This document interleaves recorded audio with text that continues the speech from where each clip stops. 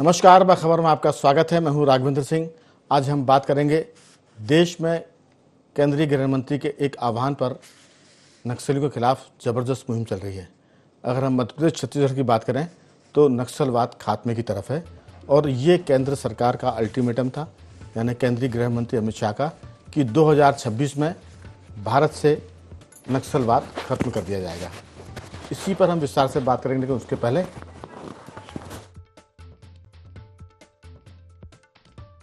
कि आखिर ये जो अल्टीमेटम है उसका छत्तीसगढ़ में क्या असर हो रहा है और क्या सच में नक्सलवाद खत्म हो जाएगा। कभी रेड कॉरिडोर कहते थे, नेपाल से दक्षिण भारत होते हुए नक्सलवाद की जो लाइन थी वो फिर छत्तीसगढ़ के दंतेवाड़ा में और दंडकारण्य के साथ साथ वो रांची तक में जाती थी, बिहार तक। अब उस पर एक तरह से लगाम लग रही है और लगाम भी इतनी ज़बरदस्त है कि आए दिन जो घटनाएं हो रही हैं उसमें उन घटनाओं में नक्सलियों के बड़ी संख्या में हताहत या मारे जाने की खबर है।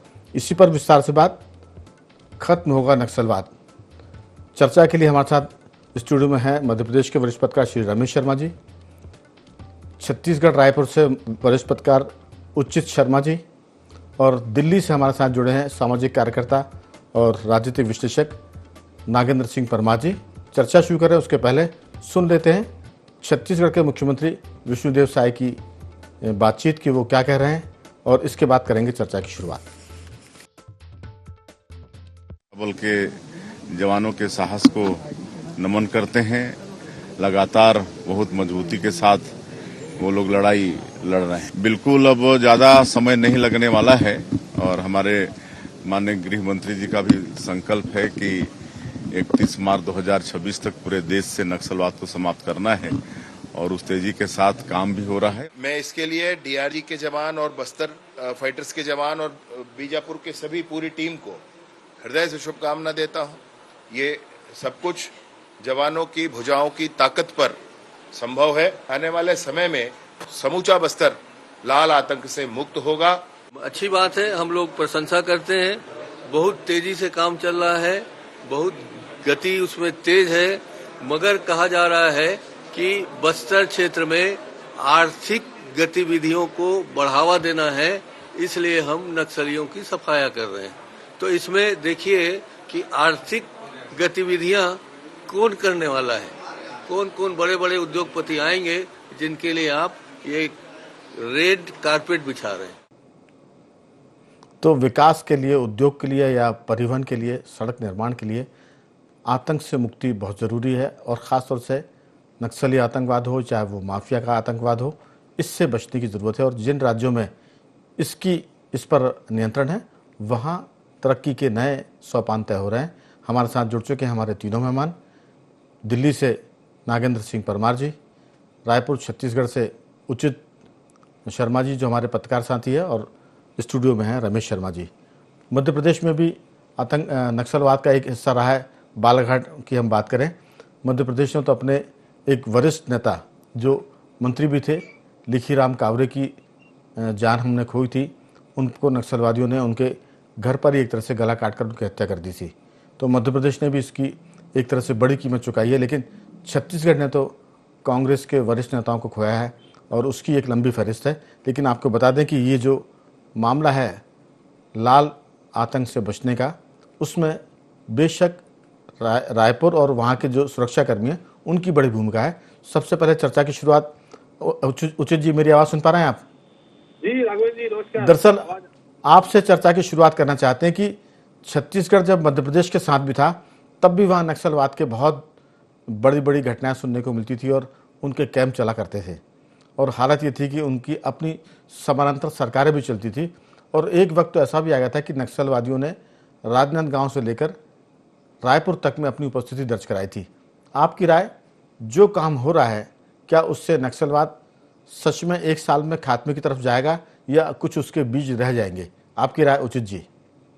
जी बिल्कुल, अभी अमित शाह जी ने जिस तरीके से इसे संज्ञान बन लिया है और जिस तरीके से उन्होंने बोला था कि ये 2026 तक खत्म कर देंगे, 16 महीने का मैं भी था प्रेस कॉन्फ्रेंस में, तो अब उन्होंने सीरियसली इसे लिया है और मुझे लगता है कि बहुत पॉजिटिव वे में जा रहे हैं।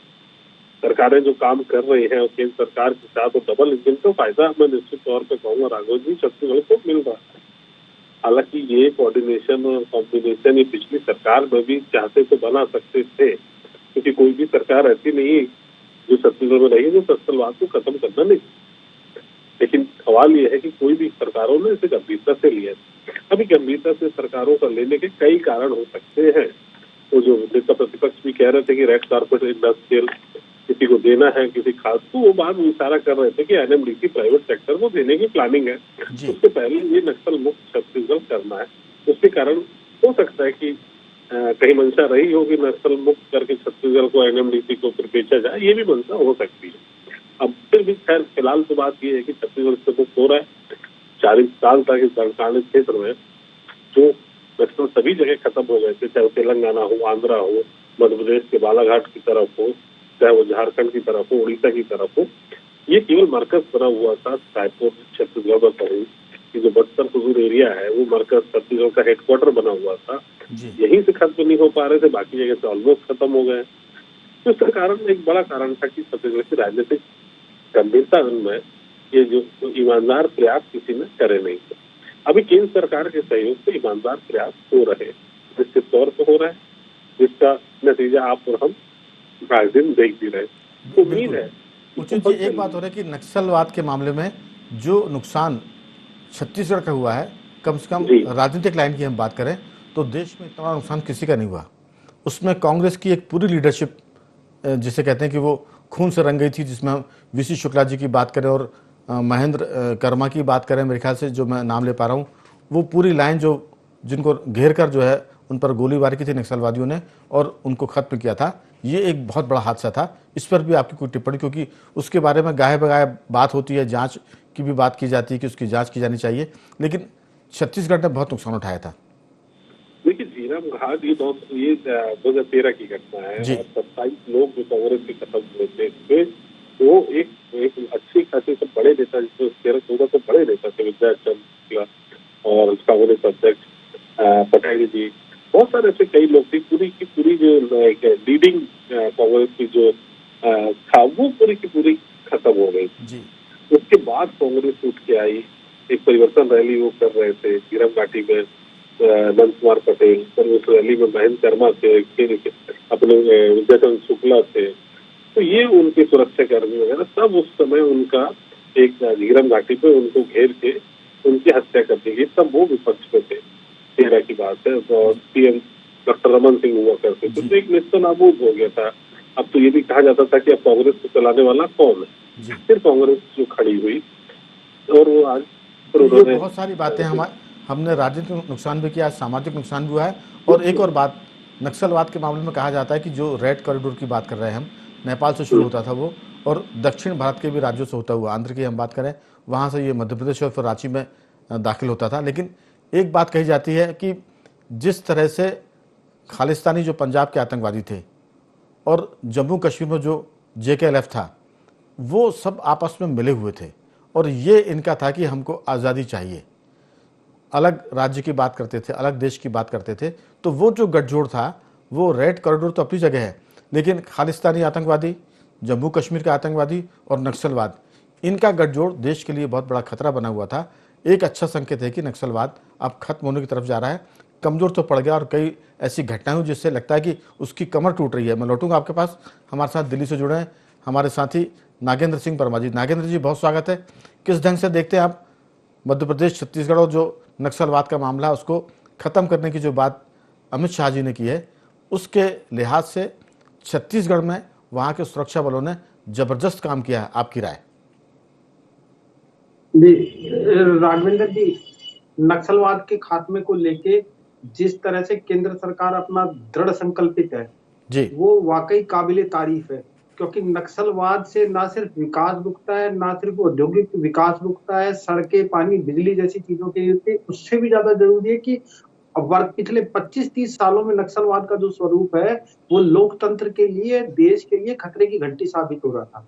देखिए, किसी जमाने में जमींदारों द्वारा छोटे किसानों का उत्पीड़न किया जाया करता था, उसके खिलाफ शुरू हुए एक आंदोलन ने कब दलितों को, पिछड़ों को, आदिवासियों को, गरीब जन को जल जंगल जमीन बचाने के नाम पर अपने साथ जोड़ के और किस तरह का एक नक्सलवादी आंदोलन खड़ा कर दिया, वो बहुत ही गंभीर बात थी। आप देखिए कैसे नक्सलवादी हैं जिनके पास अत्याधुनिक हथियार है, ऑटोमेटिक मशीनें हुआ करती हैं, जिनके पास मोर्टर हैं, जिन्होंने ना स्थानीय पुलिस को, ना अर्धसैनिक बल को, ना सेना को छोड़ा। उनके कितने जवान के चक्कर में शहीद हो गए चलते हुए। तो ऐसे में तो ये क्या दक्षिण, क्या मध्य प्रदेश, क्या छत्तीसगढ़, क्या पूर्वोत्तर, बहुत जगह ये एक ऐसी साजिश थी जो मैं मानता हूं कि हमारे देश विरोधी जो ताकतें, अंतर्राष्ट्रीय ताकतें, उन द्वारा रची जा रही थी और देश के लोकतंत्र को और देश को बहुत बुरी तरह प्रभावित किया जा रहा था। इस मामले में केंद्र सरकार के कदम मैं बहुत सराहनीय मानता हूं। और अगर देश के विरोधी ताकतों को नहीं रोका जाएगा, होना तो ये 20-25 साल पहले चाहिए था, इसकी जरूरत तो 20-25 साल पहले थी, लेकिन अगर वर्तमान सरकार दृढ़ संकल्पित है तो ये वाकई काबिले तारीफ है सरकार के इस कदम को, और इसका खात्मा होना ही चाहिए। क्योंकि जब तक नक्सलवाद जिंदा है देश में, तो आप ये मानिए कि ना प्रगति है, ना औद्योगिक प्रगति है, ना देश का विकास है, और कहीं ना कहीं भोले और मासूम लोगों को जो है उसी को इसके जाल में फंसाया जा रहा है। और नक्सलवाद का नाम लेके जो भी लोग ये काम करते हैं, वो देखिए ना, एक तरीके से तस्करी कर रहे हैं, प्राकृतिक संसाधनों का दोहन करके वो उन्हें अंतर्राष्ट्रीय बाजारों में बेच रहे हैं। नक्सलवाद का तो ये स्वरूप रह गया। कभी नक्सलवाद के बारे में लोग कुछ कहा करते थे, लेकिन आज का जो नक्सलवाद है वो देश के लिए खतरनाक है और नक्सलवादियों ने अपनी समानांतर सरकारें बना रखी है।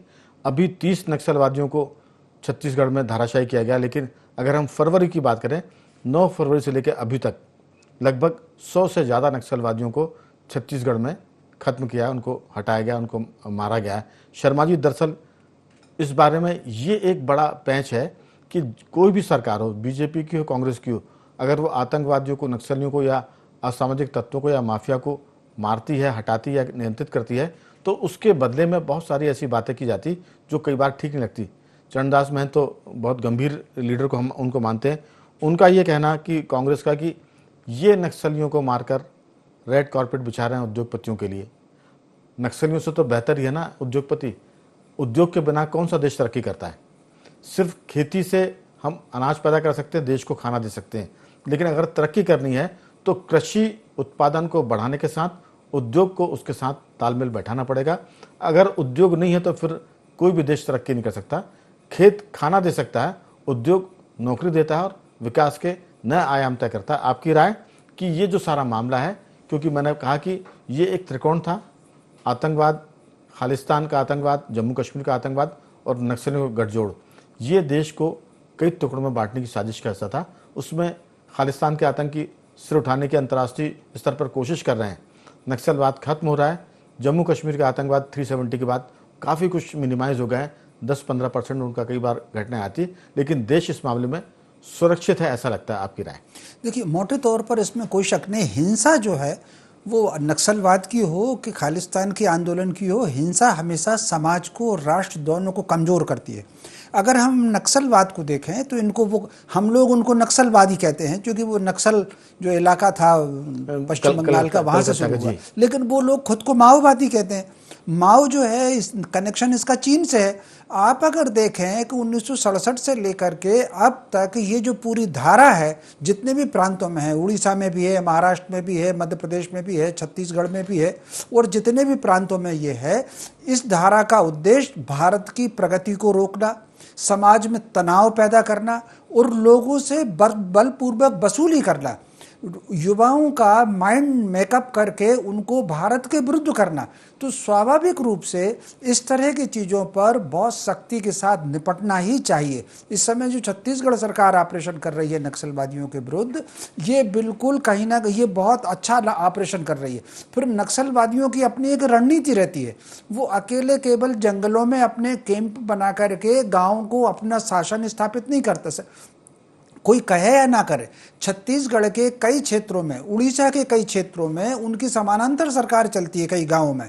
तो वो जो समानांतर सरकार चलती है, इसके अलावा उनका अपना एक नेटवर्क है, जो नेटवर्क नगरों में भी रहता है, बुद्धिजीवियों में भी है, वो नेटवर्क पत्रकारों में भी है, वो नेटवर्क अधिकारियों में भी है।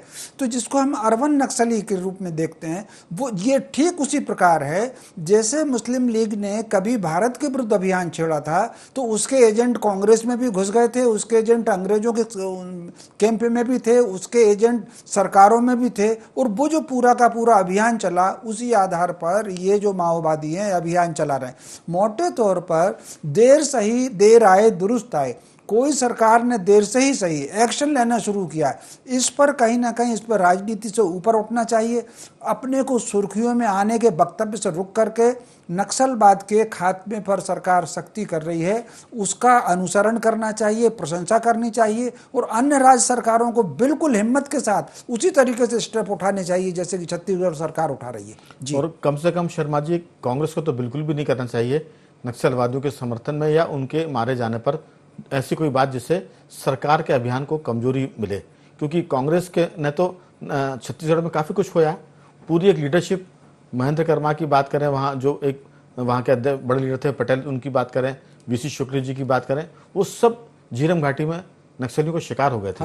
और इसके बाद भी अगर कांग्रेस में सबक न लेने की तो एक लंबी परंपरा है। इंदिरा जी को आतंकियों ने मारा, बाद में आतंकियों के प्रति उनका सौहार्द हो गया। नक्सलियों ने देश को दिक्कत पैदा की, वो नक्सलियों के प्रति सौहार्द की बात कर रहे हैं। जम्मू कश्मीर को पूरे देश से काटने की कोशिश की गई वहाँ के आतंकवादियों द्वारा। अब जब सरकार अभियान चलाती है तो उनके पक्ष में मानवाधिकार की बात की जाती है। तो ये बहुत सारी बातें। लेकिन उचित शर्मा जी, दरअसल 9 फरवरी को बीजापुर जिले के मद्देड़ फरसेगढ़ बॉर्डर पर मुठभेड़ में 31 नक्सली ढेर हुए थे। 2 फरवरी को बीजापुर के गंगालूर में 8 नक्सली ढेर हुए थे। और ऐसे 20-21 जनवरी की बात करें, छत्तीसगढ़ उड़ीसा बॉर्डर पर 27 नक्सली मारे गए थे। ये एक फहरिस्त है। 16 जनवरी को छत्तीसगढ़ तेलंगाना की जो सीमा है, वहाँ कांकेर के पुजारी गांव में 18 नक्सली मारे गए। 12 जनवरी को बीजापुर के मद्देड़ इलाके में 2 महिलाओं सहित 5 नक्सलियों को ढेर किया गया। 9 जनवरी को सुकमा बीजापुर बॉर्डर पर 3 नक्सली मारे गए। और 6 जनवरी को LED ब्लास्ट की चपेट में आने पर जवानों की गाड़ी आ गई थी, सुरक्षा अर्ध सुरक्षा बलों की, उसमें 8 जवान शहीद हुए थे, जिसमें एक ड्राइवर की मौत भी हुई थी। और इसके बाद जो बड़ी घटना हुई थी वो जनवरी में अबू झमाड़ के जंगल में नक्सलियों से मुठभेड़ हुई थी। उसमें एक बड़ी महिला नक्सली और 5 नक्सली के साथ एक DRG जवान भी शहीद हुए थे। तो शहादत तो हुई है हमारी भी, हमारे सुरक्षा कर्मियों की। लेकिन अच्छी बात यह कि इसमें आंकड़ा जो है वो नक्सलियों का ज़्यादा है, और ऐसा लगता है कि अब छत्तीसगढ़ में नक्सलियों की कमर टूटने की स्थिति में है। आपकी राय उचित जी? बिल्कुल, हम लोगों ने भी काफी नुकसान झेला है, आम जनमानस से लेके पुलिस बल से लेके BSF और बहुत से DRG के जवानों को लेके, हमने भी नेताओं को लेके, आम आदिवासियों को लेके, आम जनता को लेके बहुत यंत्र जो सड़कों में इस्तेमाल होते हैं, हमने वो भी बहुत खोए हैं। हमने सभी प्रकार के नुकसान झेल चुकी है छत्तीसगढ़ और छत्तीसगढ़ की सरकारें। अब जो वक्त आया है तो निश्चित तौर पे थोड़ा सा मैं कहूँ कि सुखद वक्त महसूस हो रहा है, क्योंकि ये एक इमेज भी कैरी करती है। मैं केवल नक्सल के जो एक इमेज बन चुकी थी छत्तीसगढ़ की, वो जो पैन इंडिया जो इमेज थी, उसके कारण हम बहुत सफर भी कर रहे थे कि हमारे यहाँ लोग इन्वेस्टमेंट करने से डरते थे, हमारे यहाँ लोग आने से डरते थे, हमारे यहाँ टूरिज्म से डरते थे, हमें एक नक्सल राज्य कह दिया जाता था और बीमारू राज्य, नक्सल से प्रभावित राज्य कह दिया जाता था, इसलिए लोग पैसे और इन्वेस्ट करने में डरते थे। अब मुझे लगता है कि एक जो हमको आम को दिखता नहीं है, ये जो नुकसान होता है वो आम जनमानस को दिखता नहीं है। निश्चित तौर पे अब आने वाले 1-2 सालों में, 5 सालों में निजात होगा, और निश्चित तौर पे अगर इस तरीके की शांति और इस तरीके का माहौल अगर हो रहा है तो वो किसी भी कॉस्ट पे हो, चाहे वो सरकार वहाँ किसी को NMDC बेचे या और कुछ करे, लेकिन विकास अगर होगा, विकास इस कॉस्ट में भी मंजूर है, क्योंकि बहुत अच्छे माहौल उस जगह के नहीं है, बस्तर बेल्ट के नहीं है। बहुत धन हमने झेला है, हमारे जवानों ने झेला है, शहीदों की संख्या इतनी बड़ी है अभी तक जो पिछले 40 सालों में, बहुत विकास तो कारण भी है कि बहुत विकास वहाँ हो नहीं पा, रोडें ढंग से नहीं बन पाती। लेकिन मैं कहूँ कि इन पिछले विकास के नाम पे इन 5-7 सालों में काम तो हुए हैं। मैं ये कहूँगा कि किसी एक सरकार का, जब हमारे अजीत जोगी मुख्यमंत्री रहे, हमारे प्रदेश के डॉक्टर रमन सिंह रहे हैं, भूपेश बघेल रहे हैं, विष्णुदेव साय रहे हैं, किसी की मंशा ऐसी नहीं थी कि नक्सल में विकास नहीं करना है या उस क्षेत्र में विकास नहीं करना। सबकी मंशा थी हाँ, परसेंटेज, शिद्दत का परसेंटेज, गंभीरता का परसेंटेज कम ज्यादा हो सकता है और प्रायोरिटी पे फर्क हो सकता है, लेकिन ऐसा कोई मुख्यमंत्री नहीं हो जो वहाँ शांति बहाली की कोशिश ना की हो या उन्होंने संज्ञान ना लिया हो या विकास ना चाहता हो। लेकिन अभी जो माहौल बन रहा है, मेरा एक सवाल इसमें कि जिस ढंग से नक्सलियों का सफाया हो रहा है, ऐसे में कांग्रेस का ये बयान कि कौन कौन से उद्योगपतियों के लिए रेड कारपेट बिछाया जा रहा है, नक्सलियों का सफाया होना वो सुखद है, लेकिन क्या इस पर ऐतराज है कि उद्योग नहीं आना चाहिए? अगर नक्सली उद्योग में बाधक हैं तो सरकार की पहली प्राथमिकता है कि पहले वो नक्सलवाद खत्म करे, श्रमिक शांति लेकर आए और लोगों में सुरक्षा का माहौल हो, तभी तो उद्योग आएगा। और नक्सलवाद को खत्म करके अगर उद्योग आते हैं तो इस पर ऐतराज कैसा? देखिए, क्या मैं वही कह रहा था पहले बात जब मैंने आपसे बोला, बात की कि भाई ये काम 2 साल पहले भी हो सकता था, तब क्यों नहीं हुआ? तब जो अमित शाह जी इतने सीरियस क्यों नहीं हुए? तब उनने क्यों शपथ नहीं ली और यहाँ के नहीं बोला? क्यों लग रहा था कि इसका श्रेय क्या भूपेश बघेल को चले जाएगा? इसमें राजनीति भी थी, राजनीति से दूर नहीं रखा जा सकता। बिल्कुल। अभी आपका माहौल हो गया और आपको लगता है कि मैं अभी साफ कर लूंगा तो वो जो मैं काम करना चाहता वो नहीं कर पाऊंगा, पिछली सरकार में थी। क्या ये मंशा थी क्या? लेकिन देश का वो तो हमें लगता है कि सियासत से ऊपर उठकर सोचने की जरूरत है। जो हमने चर्चा की शुरुआत में कहा था, देश तो सबका, चाहे जोगी की सरकार में आतंकवाद खत्म हो, चाहे विष्णुदेव साय की सरकार में खत्म हो, फायदा तो उसमें देश को होना है। और बदले में अगर उद्योग आते हैं तो ये तो सोने पर सुहागा है। मुझे लगता है कि जी स्वीकार है, वो तो स्वीकार है, नक्सल खत्म हो रहा, हम इसी से सोच रहे हैं। सरकार की, अमित शाह जी की मंशा क्या है, किसको देना है एनएमडीसी क्या है, वो अलग मुद्दा है और वो एक डिबेट का बड़ा मुद्दा है जी। लेकिन सुखद पहलू सवाल और हमारे लिए सवाल ये कि अगर नक्सलवाद को खत्म करने की बात आज हो रही है 10 साल की केंद्र की भाजपा सरकार में, तो केंद्र सरकार के पास बहुत सारे काम होते हैं। वो सीमा की सुरक्षा, अंतर्राष्ट्रीय राजनीति, फिर इंटरनेशनल जो टेररिज्म है उससे निपटना। उसके बाद मुझे लगता है कि अब थोड़ी सी स्थिति सीमाओं पर मजबूत हुई है, देश की सेना मजबूत हो रही है, तब नक्सलवाद की तरफ केंद्र सरकार का जो ध्यान गया है, तो उस पर भी मुझे लगता है कि परिणाम तो ठीक आ रहा है। नागेंद्र जी, आपकी इस पर छोटी सी टिप्पणी की, भले ही देर से सही, अमित शाह जी का जो बयान है वो नक्सलवाद के लिए एक तरह से मुझे लगता है कि वैसे ही, हालांकि तुलना में गलत भी कर रहा हूं, ऐसा लगता है मुझे, जैसे इजराइल कह रहा है कि हमास को खत्म करेंगे और वो हमास को खत्म करने जा रहा है। मुझे लगता है कि अगर नक्सलवाद को खत्म करने की बात अमित शाह ने की और वो खत्म होने जा रहा है, तो ये एक दृढ़ इच्छा शक्ति का मामला है जो सरकारों में और नेताओं में होना चाहिए। आपकी छोटी टिप्पणी। जी राघवेंद्र जी, बिल्कुल लगता है और दृढ़ सरकार इसके प्रति का दृढ़ निश्चय नजर आता है केंद्र सरकार का इसके प्रति। और जहां तक देखिए राजनीति की बात है ना, जायज मुद्दों पे और हकों पे तो राजनीति करना राजनीतिक दलों का अधिकार होता है, लेकिन सिर्फ राजनीति के लिए राजनीति करी जाए और वो भी किसके पक्ष में करी जाए कि उन नक्सलियों के लिए जिन्होंने देश के बहुमूल्य प्राकृतिक संसाधनों को औने पौने भावों में तस्करी करके बेच रहे हैं, जो मासूम लोगों से लेकर स्थानीय पुलिस से लेके केंद्र अर्धसैनिक बल से लेके सेना से लेके सरकारी अधिकारियों से लेके राजनेताओं तक को मौत के घाट उतार रहे हैं, जो एक समानांतर सरकार चला रहे हैं, जो अपने फतवे चला रहे हैं। ऐसे लोगों के लिए तो लोकतंत्र में कोई जगह ही नहीं बचती। ऐसे लोगों का तो बहुत पहले मैंने कहा ना कि खात्मा हो जाना चाहिए और सरकार की ये बहुत बेहतरीन पहल है और मैं मानता हूं कि केंद्र सरकार की इसके लिए ठोस कार्यनीति है जिस पे अमल कर रहा है। मैं नहीं समझता कि गृह मंत्री ने सिर्फ ये इसी तरह बयान दे दिया कि हम 2026 में इसे खत्म कर देंगे। इसके पीछे कम से कम 2-4 साल की कोई ना कोई कार्यनीति, ठोस कार्यनीति रही होगी। बिल्कुल, और इसके वक्त की जरूरत है कि अब ये खात्मा हो। बिल्कुल नक्सलवाद। नागेंद्र जी, दरअसल नक्सलवाद नक्सलवाड़ी से शुरू हुआ था कलकत्ता की, और ये हुआ था एक सामाजिक आंदोलन, और ये कब हिंसा में तब्दील हुआ और कब ये अलगाववाद की तरफ चला गया पता नहीं चला। जैसे रमेश शर्मा जी ने कहा कि ये नक्सलवादी कहे जाते हैं, लेकिन असल में ये माओवादी हैं और माओवाद चलता है चीन से। तो सीधी सी बात है कि इसको कहीं ना कहीं जाने अनजाने में या बहुत मजबूती से चीन का भी समर्थन था, और ये एक अंतर्राष्ट्रीय साजिश थी भारत के उन राज्यों को कमज़ोर करने की जो देश से अलग किए जा सकते हैं। और इसमें अर्बन नक्सलवाद हो या वो गांव कस्बे का या आदिवासियों का नक्सलवाद हो, वो सब देश के लिए खतरनाक था। और इसमें वो त्रिकोण सबसे ज़्यादा मुश्किल पैदा कर रहा था कि पंजाब का आतंकवाद, खालिस्तान का, जम्मू कश्मीर का और नक्सलवाद। शर्मा जी, ये तीनों चीज़ मिलकर देश के लिए एक बहुत बड़ा खतरा हो गए थे। अच्छी बात है कि ये खतरे अब कम होते जा रहे हैं। और उसकी वजह मुझे लगता है कि देश की एक मजबूत सरकार है और राष्ट्रवादियों की सरकार है, इसलिए इस किस्म के नतीजे आ रहे हैं। आपकी राय? देखिए, मोटे तौर पर राघवेंद्र जी, ये कोई सामाजिक आंदोलन नहीं था। वो सामाजिक आंदोलन का तो केवल मुखौटा लगाए थे। जिस प्रकार हनुमान जी को रोकने के लिए वो कालने में राम राम का नाम लेकर के बैठ गया था रास्ते में, उसका उद्देश्य केवल हनुमान जी की यात्रा रोकना था। ठीक उसी प्रकार ये नक्सलवादी देशद्रोही हैं, देश के दुश्मन हैं, प्रगति को रोकते हैं। आप मुझे बताइए, सड़कें नहीं बनने देंगे, इंडस्ट्री नहीं डालने देंगे, सरकार को वहां से काम नहीं करने देंगे, फसलों में अगर कोई नई चीज ला रहे हैं तो वो बोने नहीं देंगे। तो कुल मिलाकर के ये षड्यंत्र भारत की प्रगति रोकने का, ये राष्ट्र विरोधी तत्व चीन द्वारा प्रायोजित थे।